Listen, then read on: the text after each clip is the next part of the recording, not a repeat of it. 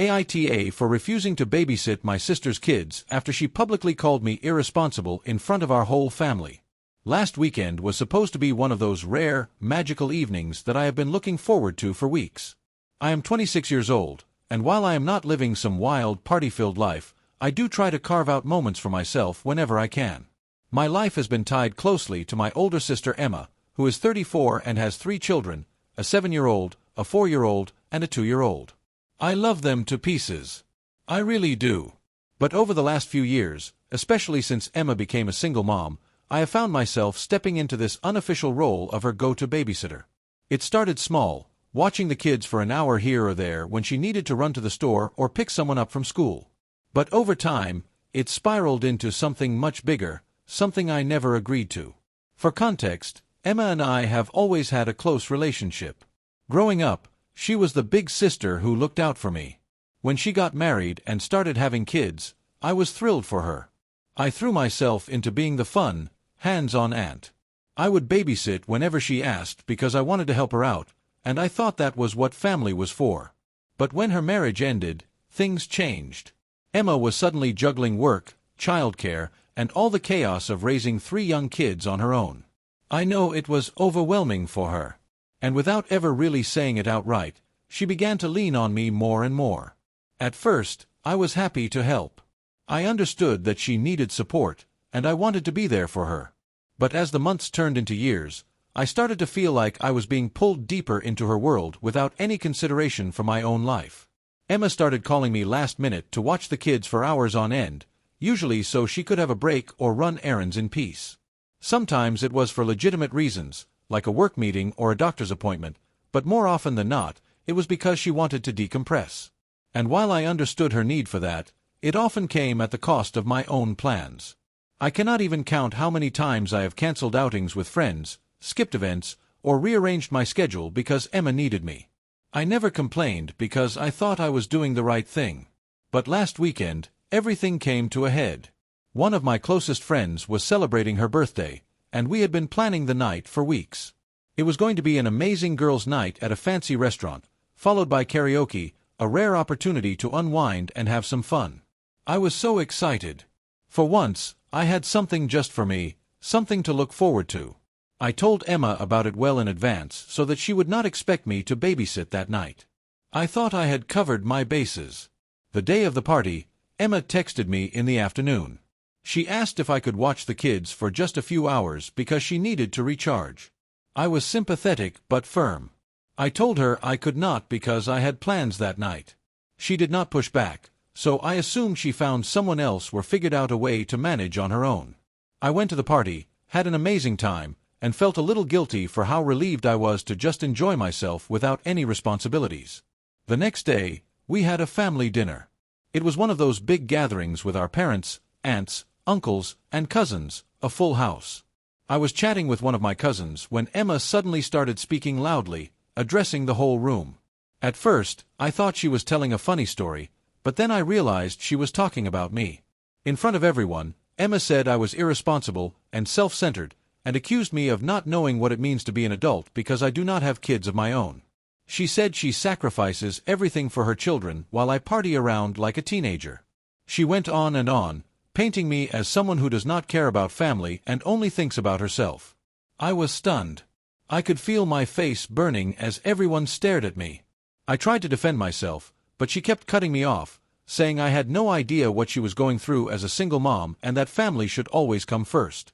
By the time she was done, I was on the verge of tears. I excused myself and left the room, feeling humiliated and heartbroken.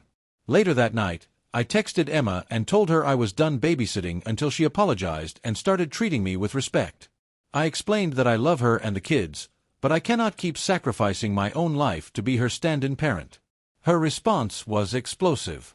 She accused me of abandoning her and said I was being cruel and selfish. She kept throwing the word family around, saying that family should always support each other no matter what. To make matters worse, our mom called me the next day and sided with Emma. She said I needed to let it go because Emma is under a lot of stress and needs my help. She told me I should have more compassion and stop acting like a victim. I tried to explain my side, but she would not hear it. Now I feel like I am stuck between a rock and a hard place. I understand that Emma is going through a lot, but I cannot keep living like this. I have my own life, my own responsibilities, and my own mental health to think about. I feel guilty for setting this boundary because I know how much Emma relies on me, but I also feel like she has been taking advantage of me. I am not her co-parent. I am her sister. I love her kids, but I cannot be the one to pick up the pieces every time she needs a break. I need her to respect my time and my choices, and I need our family to stop making me feel like the bad guy for wanting to have a life of my own. So now, I am left wondering, am I the bad sister for saying enough is enough? Or is it fair for me to set this boundary, even if it means upsetting the people I love? Update 1. After our big argument at the family dinner, I naively thought Emma would back off, or at least give me some space to breathe. I hoped she would take some time to reflect, maybe even realize how much she had been relying on me and how unfair it was to expect me to drop everything for her. But I should have known better. Emma doesn't let go of things easily, and this was no exception. About a week after the blow-up, she called me out of the blue. Her voice was shaky, and I could tell she had been crying. She sounded so vulnerable, and my heart softened instantly. She said she was overwhelmed and needed someone to talk to. Part of me thought, maybe this is it. Maybe she's finally ready to acknowledge what I've been feeling. I sat down, prepared to listen, thinking this might be the olive branch we both needed. But it wasn't. Almost as soon as I reassured her that I was there to listen, the conversation took a sharp turn. Instead of talking about her feelings or asking how we could fix things, she launched into a tirade about how selfish I was for not helping her anymore. She said she was drowning, and that as her sister, it was my responsibility to step in when she needed me. She made it sound like my decision to set boundaries with some kind of personal attack on her and her kids. Then she hit me with a line that absolutely floored me. Do you know how lucky you are to have my kids in your life? Most people would do anything to spend time with their nieces and nephews. You're getting hands-on experience with parenting for free. One day, when you have children of your own, you'll thank me. I sat there in stunned silence, trying to process what she had just said. Was she serious? Was she really trying to frame her constant demands as some kind of favor to me? It felt like she was completely dismissing all the sacrifices I had made over the past few years to support her. The canceled plans, the sleepless nights, the mental load of constantly being on call, all of it was being twisted into this narrative where I was the one who should be grateful. It was maddening. When I finally gathered myself enough to respond, I calmly reminded her that I love her kids dearly, but I never signed up to be a second parent. I told her that while I've always been happy to help, it's not fair for her to expect me to put my life on hold every time she needs a break. Her response. She scoffed. Actually scoffed. Then she said, in this condescending tone, that I wouldn't understand until I grew up. That was the last straw for me. I told her I wasn't changing my mind, wished her well, and hung up. It wasn't an angry or dramatic exit. I didn't yell or say anything cruel. I just couldn't do it anymore. I was done being guilt-tripped into sacrificing my time and energy for someone who clearly didn't appreciate it. That evening, I thought I could finally breathe, but of course, the peace didn't last long. My mom called me, as she always seems to do when Emma and I have a disagreement. I could tell by her tone that she wasn't happy with me. She launched into this long-winded lecture about how Emma is struggling and how I need to be the bigger person. She said that Emma is doing her best as a single mom and that I should be more understanding. The kicker. She told me I needed to apologize. I couldn't believe it. Apologize? For what? For finally standing up for myself after years of being taken advantage of? For daring to have a life of my own. It felt like no one in my family cared about how much this situation was impacting me. All they seemed to see was a single mom who needed help, and in their eyes, I was the bad guy for setting boundaries. I tried to explain my side to my mom, but she wasn't hearing it. Every time I brought up how much I had already done for Emma, she dismissed it, saying things like, "That's just what family does, or it's not a competition." It felt like no matter what I said, I was wrong. Emma's struggles were always front and center while mine were ignored. I was expected to keep giving and giving, with no consideration for my own well-being. After that call, I felt completely drained. I started replaying everything in my head, questioning whether I was really being selfish. Was I a bad sister for setting boundaries? Was I failing Emma and her kids? The guilt was overwhelming, but so was the frustration. I couldn't shake the feeling that my family was taking me for granted. They didn't see me as a person with my own life and needs. They saw me as a resource, someone who was there to pick up the slack whenever Emma needed help. The worst part was that I started to resent Emma, and I hated that. I didn't want to feel that way about my own sister. I know she's been through a lot, and I know how hard it must be to raise 3 kids on her own. But that doesn't mean she gets to dump all of her responsibilities on me and then act like she's doing me a favor. It doesn't mean she gets to belittle me in front of our family or call me selfish for wanting to live my own life. Since that call, things have been tense. Emma hasn't reached out, and I haven't either. My mom keeps calling though, trying to mediate and pushing me to fix things. She keeps saying things like, "You'll regret it if you let this come between you and your sister." But I can't help feeling like it's not my job to fix this. I've done everything I can to support Emma, and it's never enough. I can't keep sacrificing my own happiness just to keep the peace. Update 2. A situation with Emma reached an entirely new level of chaos a few weekends later, and to this day, I still cannot believe how it unfolded. I had been trying to reclaim some semblance of normalcy in my life after our argument and the heated phone calls that followed. I was starting to feel like I could breathe again, like I was finally allowed to prioritize myself without constant guilt. That weekend, one of my friends was hosting a cozy game night at her place, just a small gathering of close friends, board games, snacks, and laughter. It was the kind of low-key, joyful evening I hadn't had in far too long, and I was looking forward to it all week. The night started perfectly. We were an hour in, everyone laughing as we debated the rules of a particularly competitive card game. For the first time in weeks, I wasn't thinking about Emma or the drama with my family. I felt present, happy, and at ease. But then, my phone buzzed. It was a text from Emma. At first, I hesitated to even look. I knew that whenever her name popped up, it was rarely good news. But a part of me still felt obligated, like maybe this time it was something urgent. When I opened the message, my stomach dropped. She asked where I was. I replied, letting her know I was at a friend's house, thinking maybe she just wanted to talk or had something important to share. But her next message completely blindsided me. She was outside my apartment. She needed me to watch the kids for a few hours. My heart sank. I couldn't believe she would just show up unannounced, especially after everything we'd already been through. I immediately called her, hoping to stop whatever plan she had in mind, but she didn't pick up. Instead, another text came through. She had left the kids with my neighbor. I felt a wave of panic and fury all at once. I didn't even know what to say or think. My sweet elderly neighbor, who barely knows Emma or the kids, had been dragged into this mess because Emma decided to drop her children off without warning. I grabbed my coat and bag, muttered a quick apology to my friends, and rushed out the door. The drive back to my apartment felt like an eternity. My mind raced with a mix of anger and worry. How could she do this? What was she thinking? When I got to my building, I found my neighbor sitting in the hallway with the kids. She looked flustered and overwhelmed, holding the 2-year-old while the other 2 sat quietly, clearly confused and unsure of what was happening. My neighbor explained that Emma had shown up, handed her the kids, and left before she could say anything. I apologized profusely, thanked her for stepping in, and brought the kids inside. The kids were clearly unsettled. They kept asking for their mom, wondering why she wasn't there. I tried my best to stay calm for their sake, but inside, I was furious. This wasn't just irresponsible, it was downright cruel.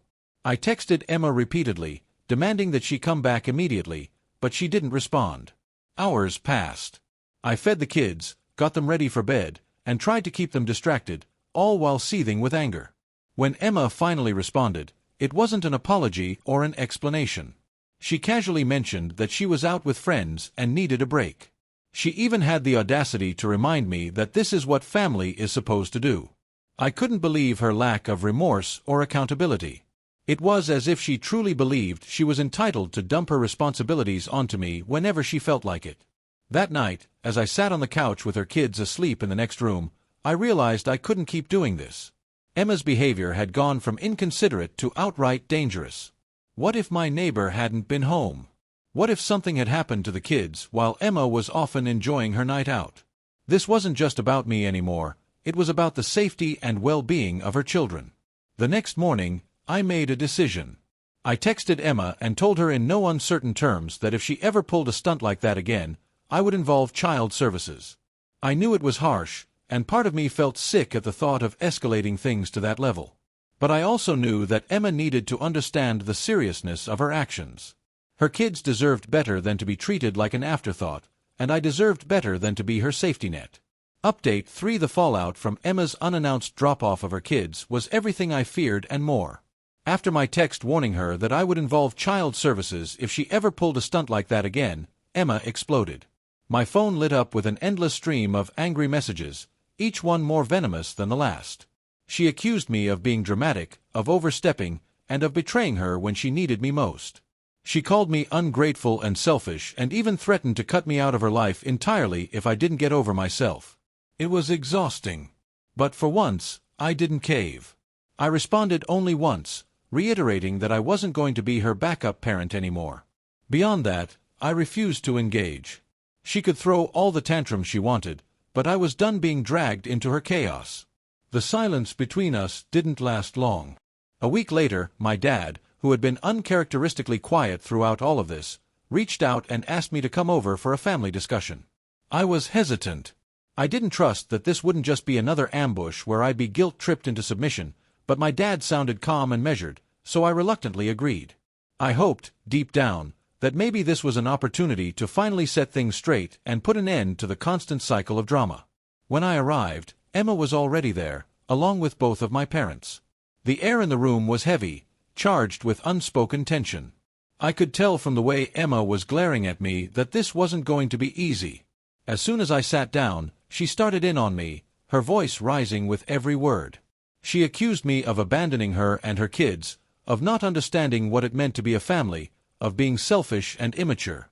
It was the same tired script I had heard a dozen times before, but this time it was louder, angrier, more desperate. I let her speak without interrupting, though every word's down. When she finally finished, the room went quiet, and all eyes turned to me. I took a deep breath, forcing myself to stay calm. Then, I explained my side of the story. I laid everything out, starting from the beginning, how much I had done for her over the years, how many times I had canceled my own plans to step in and help, how I had been happy to do it for a long time because I loved her and her kids. But I also told her that I couldn't keep sacrificing my own life for hers. I wasn't their parent, and I never had been. I told her that while I understood how hard it was to be a single mom, it wasn't fair to put all of that responsibility on me. I needed her to understand that she had to find other support systems, whether that meant hiring a babysitter, enrolling the kids in daycare, or reaching out to friends. I was willing to help occasionally, but I couldn't be her crutch anymore. The silence that followed was deafening. For the first time, Emma didn't immediately jump in with a rebuttal. Instead, she just stared at me, her face a mixture of anger and disbelief. Before she could respond, my dad spoke up, and what he said completely changed the trajectory of the conversation. He told Emma, point blank, that I was right. He said that she had been leaning on me far too much and that it wasn't fair or sustainable. He acknowledged how hard her situation was, but emphasized that it was her responsibility to figure out how to manage it, not mine. He pointed out that I had already gone above and beyond for her and that continuing to rely on me the way she had been would only strain our relationship further. Emma looked stunned. I could see her trying to process what he was saying, but it was clear she wasn't prepared for this. My mom tried to jump in, likely to defend Emma, but my dad quickly shut her down. He told her that this had gone too far and that it was time for Emma to take responsibility for her own life and her children's needs. He even mentioned that she should consider looking into professional help, whether that meant therapy for herself or resources for single parents in her area. For the first time in this entire ordeal, I felt like someone in my family was actually on my side. Hearing my dad acknowledge everything I had been feeling validated me in a way I hadn't expected. It wasn't just about taking my side, it was about someone finally recognizing how unfair the situation had been and calling it out for what it was. Emma, however, didn't take it well. She stood up abruptly, grabbed her things and stormed out of the house without saying another word. My mom looked torn, unsure whether to follow her or stay, but my dad firmly told her to let Emma go. He assured me afterward that he would talk to her one-on-one and try to get through to her. For the first time in weeks, I felt a glimmer of hope that things might actually change. The next few days were quiet. Emma didn't reach out, and I didn't either. I assumed she was still angry, but I also hoped that my dad's words had sunk in. Later, he told me that he had a long conversation with her, during which he emphasized the importance of building a more sustainable support system.